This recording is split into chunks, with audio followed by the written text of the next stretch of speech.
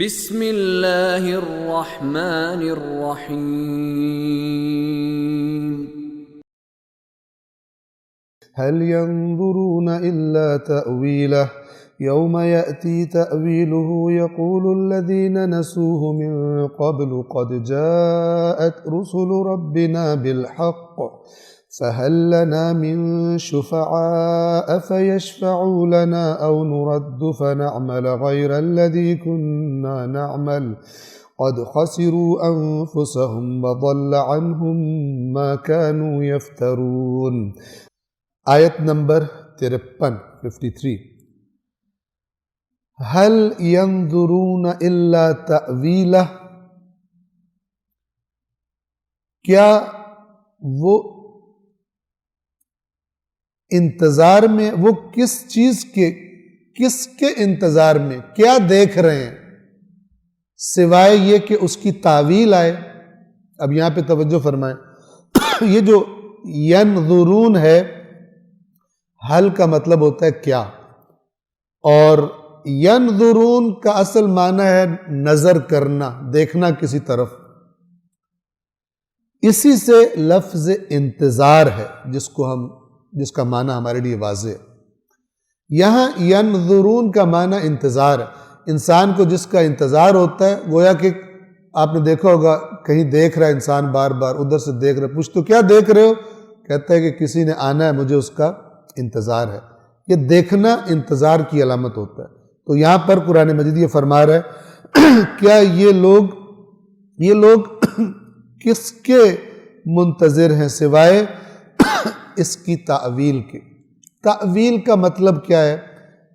ذرا توجہ کے ساتھ سمجھ لیں۔ یہ لفظ آپ نے بار بار سنا ہے، تعویلیں ہو رہی ہیں تو یہ تعویل ہے تو وہ تعویل ہے۔ کسی چیز کی تعویل سے مراد ہے اس چیز کی اصل اور حقیقت۔ مثال کے طور پر ابھی آگے لفظ آئے گا عرش، اللہ کا عرش۔ عرش کہتے ہیں بادشاہ کے تخت کو جس پر وہ بیٹھتا ہے۔ اب جب اللہ کے عرش کا لفظ آیا تو ایک بات ہمارے ذہنوں میں آ گئی، یعنی بادشاہت صاحب اقتدار اللہ ہے۔ لیکن اس عرش کی تصویر کیا ہے؟ کیسا ہے وہ؟ ہمارے ذہنوں میں کون سے تخت آئیں گے؟ جیسے ہم نے دنیا میں دیکھے ہوئے ہوں گے بڑے بڑے بادشاہوں کے، مثال کے طور پر ہم نے دیکھا جی بادشاہ ایسے صوفے پر بیٹھتے ہیں یا ایسے بڑی شاندار کرسیوں پہ بیٹھتے ہیں، یا پرانے زمانوں میں بادشاہ کا ایک باقاعدہ تخت ہوتا تھا جو اس کے اقتدار کی علامت ہوتا تھا، لہٰذا آپ سنتے ہیں کہ فلان نے فلان کا تختہ الٹ دیا، ٹھیک ہے۔ تخت یعنی علامت اقتدار۔ اب یہ جو عرش کا لفظ ہے اس سے میرے ذہن میں تصویر کیا آتی ہے؟ اگر کوئی مادی تصویر آئے تو مجھے پتہ ہے کہ یہ غلط ہے۔ یہ جو میں خود سے کوئی تصویر بناؤں عرش الہی کی، گویا میں تعویل کر رہا ہوں، اس کی حقیقت بتا رہا ہوں کہ یہ ہے، جبکہ اللہ تعالیٰ کیا فرماتا ہے وَمَا يَعْلَمُ تَأْوِيلَهُ إِلَّا اللَّهُ۔ ان متشابہ آیات کی تعویل کوئی نہیں جانتا سوائے اللہ کے۔ وَالرَّاسِخُونَ فِي الْعِلْمِ يَقُولُونَ آمَنَّا بِهِ، اور جو علم میں راسخ ہیں وہ کہتے ہیں ہم اس پہ ایمان رکھتے ہیں، لیکن اس کے اندر سے الٹی سیدھی تعویلیں اسے کہتے ہیں، اس سے مراد یہ ہے، اس سے مراد یہ ہے، اس سے مراد یہ ہے۔ اللہ تعالیٰ کہہ رہے کہ اب یہاں پر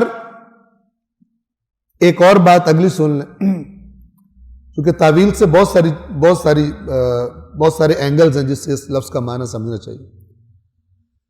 قرآن میں قیامت کا ذکر ہے، قیامت کے دن نیک لوگوں کو یوں اجر ملے گا، برے لوگوں کو یہ ہوگا۔ اب پیچھے آپ نے دیکھا قیامت کے دن کا بیان ہے، اعراف کا بیان ہے۔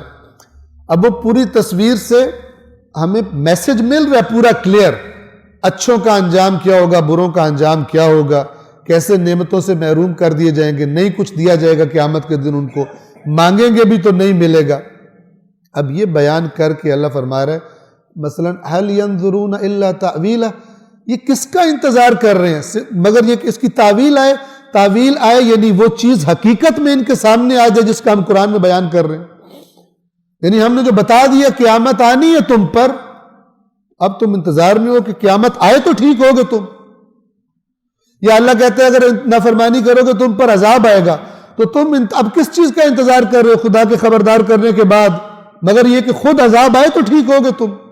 یہ معنی تأویل یعنی کسی چیز کی اصل اور اس چیز کی حقیقت.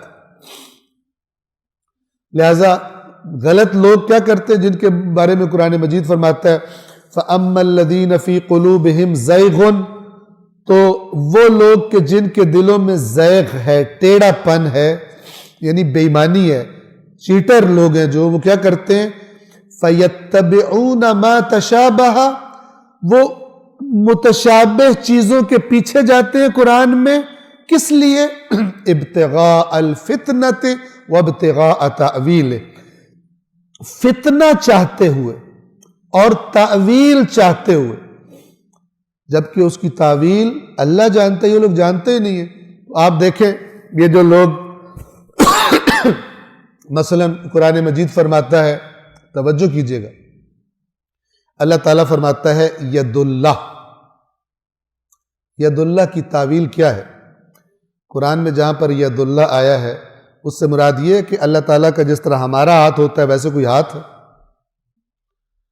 مثلا فرمایا کہ ان الذین، توجہ کیجئے، ان الذین یبایعونک، بے شک وہ لوگ اے رسول جو آپ کی بیعت کر رہے تھے جب حدیبیہ کے مقام پر مسائل پیدا ہوئے تھے، انما یبایعون اللہ، وہ تو صرف اللہ کی بیعت کر رہے ہیں. یعنی یہ ان کو ترغیب دلائی جا رہی ہے کہ تم کس کی بیعت کر رہے ہو؟ رسول کا ہاتھ میں لے کر بیعت کر رہے ہو کہ ہم لڑیں گے جب تک ہماری جان میں جان ہے، قتل ہو جائیں گے لیکن ہم لڑیں گے، آپ کے حکم کی اطاعت کریں گے. یہ جو رسول کے ہاتھ کو ہاتھ میں لے رہے ہیں یہ انما یبایعون اللہ، یہ تو صرف اللہ کی بیعت کر رہے ہیں. اس کا مطلب کیا ہے؟ رسول کا ہاتھ اللہ کا ہاتھ ہے؟ نہیں. پھر فرمایا ید اللہ فوق ایدیہم، ان کے ہاتھوں پر اللہ کا ہاتھ ہے. اس ہاتھ سے کیا مراد؟ اس ہاتھ سے مراد ہے خدا کی تائید. ہاتھ رکھنا، اردو میں ہم کہتے ہیں نا کہ اس فلان بندے پر اس نے ہاتھ رکھا ہوا، اس کو تم آسانی سے نہیں پکڑ سکتے، اس پر فلان سیاستدان کا ہاتھ ہے. یہ ہاتھ کیا ہوتا ہے؟ اس پہ سیاستدان نے ہاتھ رکھا ہوتا ہے، وہ اپنے گھر بیٹھا ہوتا ہے، ہو سکتا ہے وہ کسی دوسرے ملک میں بیٹھا ہوا. ہاتھ ہے یعنی اس کی تائید ہے، اس کی سپورٹ ہے، اس کی تائید ہے. تو اب اس میں سے ید اللہ میں سے نکالنا کہ اللہ تعالیٰ کا کوئی جزو ہے، اللہ تعالیٰ کا کوئی پارٹ ہے باڈی کا، یہ ناجائز اور حرام کام ہے اور کفر اور شرک کی طرف لے جاتا ہے. اس سے خدا نے خبردار کیا کہ تم نہیں بتا سکتے اللہ کے ہاتھ سے کیا مراد ہے. اللہ کے تمہارے جیسے ہاتھ نہیں، تمہارے ہاتھ محدود ہیں، ان کی طاقت محدود ہے، ان کی پہنچ محدود ہے، اور یہ ہاتھ تمہارے بدن کا ایک جزو ہے. اللہ تعالیٰ جزو، اللہ تعالیٰ کے اجزاء نہیں ہیں، وہ بسیط ہے، اجزاء سے پاک ہے. بدن اپنے اجزاء کا محتاج ہوتا ہے، اللہ کسی چیز کا محتاج نہیں، تم اس کو تصور نہیں کر سکتے. امام فرماتے ہیں کہ عقلیں حسرت زدہ رہ گئی ہیں. امام سجاد علیہ السلام صحیفہ کاملہ میں، عقلیں حسرت زدہ رہ گئی ہیں اس کی ذات کی تہ تک پہنچنے کے لیے. کوئی اللہ کی ذات کی تہ کو نہیں جانتا، نہ کوئی رسول جانتا ہے، نہ کوئی امام جانتا ہے، کوئی اس کو نہیں پہنچ سکتا، اس لیے کہ وہ لامحدود ہے اور اس کے سوا جو ہے وہ محدود ہے اپنے اپنے مقام کے مطابق. تو ایک لامحدود چیز ایک محدود چیز کے اندر نہیں سما سکتی. لہذا امام فرماتے ہیں عقلیں تیری ذات کی تہ تک پہنچنے میں حسرت زدہ رہ گئی ہیں، کوئی نہیں پہنچ سکتا. لیکن جو ٹیڑھا ہے کیا کرے گا؟ وہ جی قرآن میں لکھا ہوا اللہ کا ہاتھ، اور جاہل پبلک کو اپنی مرضی کی باتیں بتا کے خوش کر کے اور پیسے لے کے گھر چلے جاتے، اس قسم کی حرکات انجام دیتے. قرآن نے بتایا وہ. اب یہاں پر تعویل سے کیا مراد ہے؟ هل ينظرون الا تأویلہ، یہ کیا دیکھ رہے ہیں مگر یہ کہ اس کی تعویل آ جائے، اس کا انتظار کر رہے ہیں. کیا مطلب؟ یعنی قیامت آ جائے یا عذاب آ جائے ان پر. خود عذاب، ایک عذاب کا ذکر جو قرآن بتا رہا ہے، خود عذاب، خود روز قیامت، وہ اس کی تعویل ہے. یعنی وہ اس چیز کی اصل اور حقیقت جس کو یہاں پر بیان کیا جا رہا ہے، اس کے انتظار میں. پھر خدا فرماتا ہے کہ اگر وہ آ جائے گا نا تو پھر تمہیں اصلاح کی مہلت نہیں دی جائے گی۔ یوم یأتی تأویلہ، جس روز اس کی تعویل آ جائے گی۔ اب یہاں پر یہ بلاغ القرآن جو ترجمہ ہے قبلہ شیخ محسن علی نجفی صاحب کا، انہوں نے اس تعویل لفظ کا ترجمہ یہاں پہ کیا فرمایا ہے؟ انجام کار، وہی اصل اور حقیقت۔